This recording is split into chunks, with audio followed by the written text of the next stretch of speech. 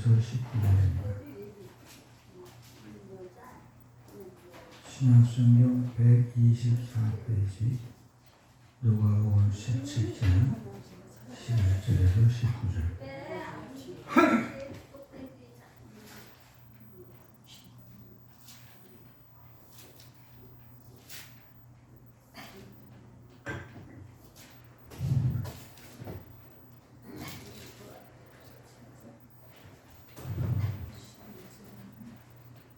누가복음 17장 11절에서 19절입니다. 예수께서 예루살렘으로 가실 때에 사마리아와 갈릴리 사이로 지나가시다가 한 마을에 들어가시니 나병한 자 10명이 예수를 만나 멀리 서서 소리를 높여 이르되 예수 선생님이여 우리를 불쌍히 여기소서 하거늘 보시고 이르시되 가서 제사장들의 너희 몸을 보이라 하셨더니 그들이 가다가 깨끗함을 받은지라. 그 중에 한 사람은 자기가 나은 것을 보고 큰 소리로 하나님께 영광을 돌리며 돌아와 예수의 발 아래 엎드려 감사하니 그는 사마리아 사람이라. 예수께서 대답하여 이르시되 10사람이 다 깨끗함을 받지 아니하느냐? 그 9은 어디 있느냐? 이 이방인에게는 하나님께 영광을 돌리러 돌아온 자가 없느냐 하시고 그에게 이르시되 일어나 가라 내 믿음이 너를 구원하느니라 하시더라. 아멘. 오늘 이 말씀으로 내 믿음이 너를 구원하느니라 이런 말씀으로 은혜를 나누고자 합니다. 이번 주는 추석입니다. 여러분 행복하고 즐거운 추석 되시기를 축원합니다.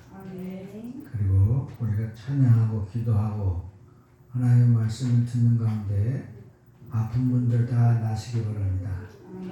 당뇨병 나시기 바라고 암 환자도 나시기 바라고 관절병 환자 나시기 바라고 고혈압 환자 나시기 바라고 허리 척추병도 다 나시고 벌떡벌떡 일어나시길 축원합니다. 오늘 보니까 예수께서 예루살렘으로 가실 때 사마리아와 갈릴리 사이로 지나가셨다 그랬어요. 근데 예수님께서는 갈릴리에서만 기적을 한 28번 행하셨습니다. 주 무대가 갈릴리였어요. 그리고 사마리아는 간 적이 없습니다. 왜냐하면 사마리아는 이스라엘이 아닙니다. 이스라엘이 아니고 이스라엘에서 유대인이 거의 아닌 사람들이 따로 사는 동네예요. 그래서 거기서 들어가셨는데 한 마을에 들어가셨는데 나병한 자 10명이 예수를 만나 멀리 서서 지금은 나병 환자가 없습니다. 1981년에 한센 박사님이 나병 환자 약을 발명했어요. 그래서 1991년에 나병이 완전히 퇴치됐습니다. 우리나라도 나병 환자가 한 사람도 없습니다. 옛날에 있던 분들이 나셨는데 음성 환자가 있고 지금은 한 사람도 없습니다. 지금은 또 폐결핵도 없죠. 결핵도 지금은 뭐 다 어쩌다 걸리시는 분이 있겠지만 그래도 약을 쓰면 다 낫습니다. 근데 나병 환자들이 10명이 예수를 만나 멀리 서서 소리를 높였다고 했어요. 왜냐하면 나병 환자는 왜 10명씩이나 모였을까요? 예수님이 갈릴리에서 그렇게 많은 기적을 행하시고 장님을 눈뜨게 하시고 졸린 발을 걷게 하시고 배고픈 자를 먹이시고 또 죽은 자도 살리시고 그런 기적을 보았기 때문에 이 사마리아 사람들도 물론 사마리아하고 이스라엘 사람이 섞여졌죠. 이 동네 저 동네 나병 환자들이 다 모여서 회의를 했습니다. 자, 갈릴리 예수님께서 그렇게 기적을 행하신다니까 우리도 가자. 그런데 우리가 갈릴리에 들어갈 수가 없어요. 왜? 나병 환자는 절대 들어오면 안 됩니다. 나병 환자는 길을 갈 적에도 나는 불결합니다 해서 사람들이 다 피하도록 해야 돼. 절대 마을에 들어가지도 못하고 혹시 급하게 갈지라도 나는 지저분한 사람입니다. 나는 더러운 사람입니다. 큰 소리로 외쳐야 사람들이 피합니다. 옛날에는 나병 환자가 나면은 집에서 내보냈어요. 그리고 제사장이 와서 조사를 합니다. 제사장들이 뭘 조사하냐면, 그때는 의사가 없으니까 제사장들이 의사를 대신했어요. 그 사람이 나병에 이게 반점이 난 것을 봅니다. 근데 반점에 털이 하얗게 있고 검은 반점이 있죠. 그럼 그걸 잘 씻어요. 옷에도 반점이 있습니다. 그럼 옷에도 나병 기운이 있을까봐 다 씻습니다. 집에도 옛날에는 흙벽돌이기 때문에 집에도 나병이 기운이 묻었을까봐, 박테리아가 묻었을까봐 다 깎아내요. 그거를 칼로 긁어서 흙을 다 깎아냅니다. 그리고 일주일 있다 다시 와요.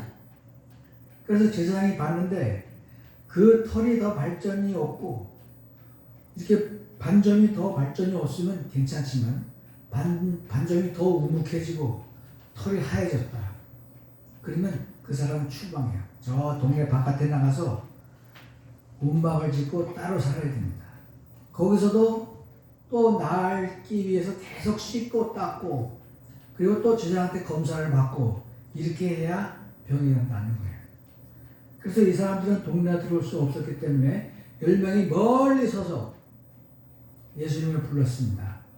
예수님, 갈릴리에서 그렇게 많은 사람들을 고치시고 또 병을 고쳐주시고 모든 귀신 들린 자에게 귀신을 쫓아내 주시고 참으로 중풍병자를 고쳐주시고 귀머거리도 듣게 하시고 그런 기적을 많이 보여주신 예수님께 우리가 다 같이 합창으로 고성으로 예수님을 불렀습니다. 예수 선생님이여 우리를 불쌍히 여기소서 하거늘 보시고 이르시되 가서 제사장들에게 너의 몸을 보이라 하셨더니 그들이 가다가 깨끗함을 받은지라. 근데 이 사람들이 참 착하고 순진한 사람들이죠. 저 옛날에 아람 장군 나아만이라는 사람은 문둥병을 고치러 선지자 엘리사한테 왔습니다. 그러니까 엘리사가 내다보지도 않고 자 요단강에 가서 7번 씻어라 그랬어요.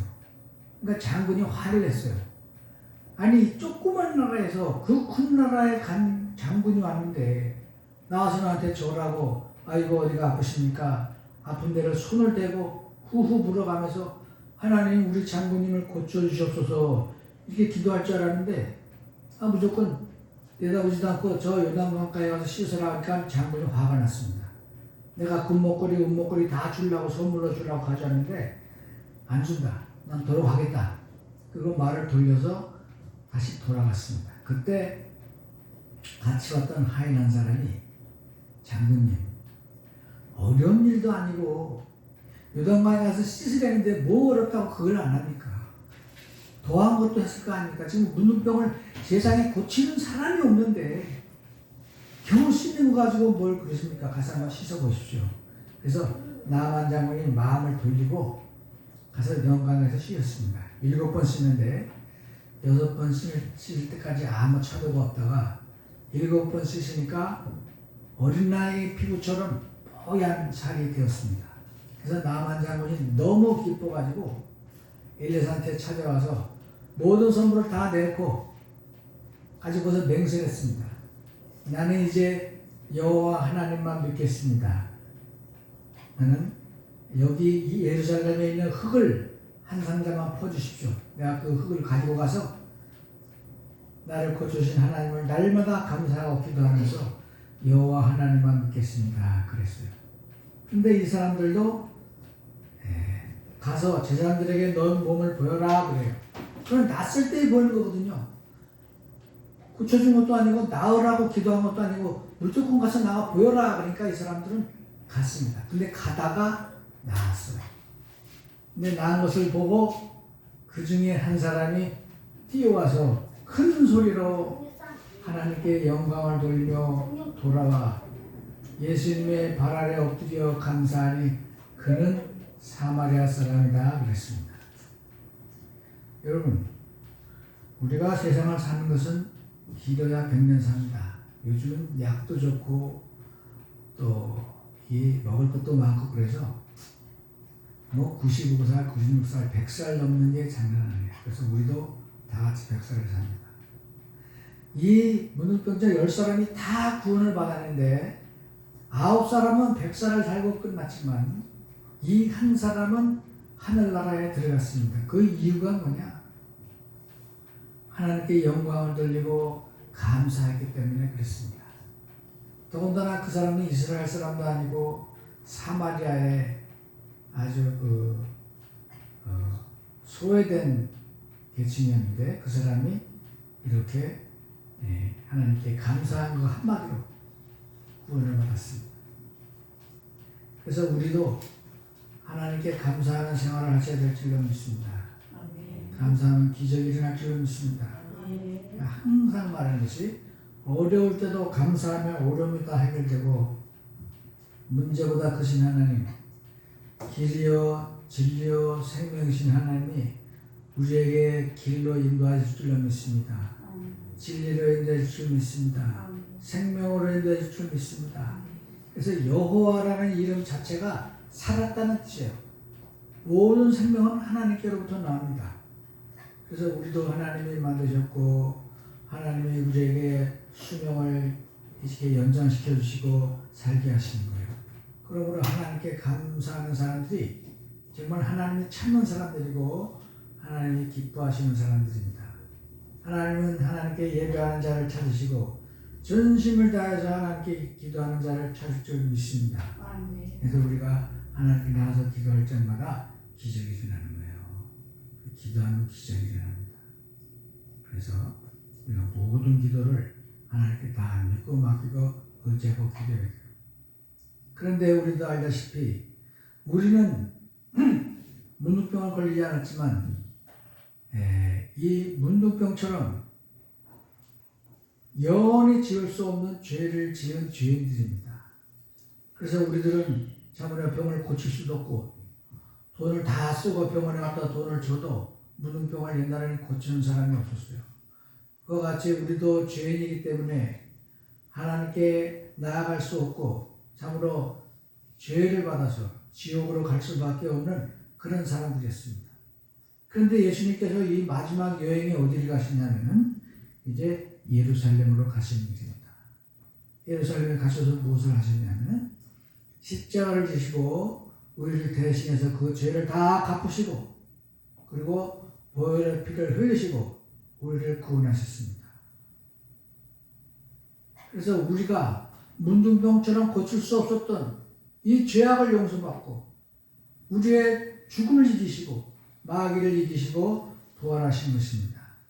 그래서 우리 예수님께서는 이 예루살렘에 가시면서도 사마리아 사람까지 고치시고 가셨어요. 마지막 때에 하나님이 우리에게 임하는 징조는 무엇인가 하니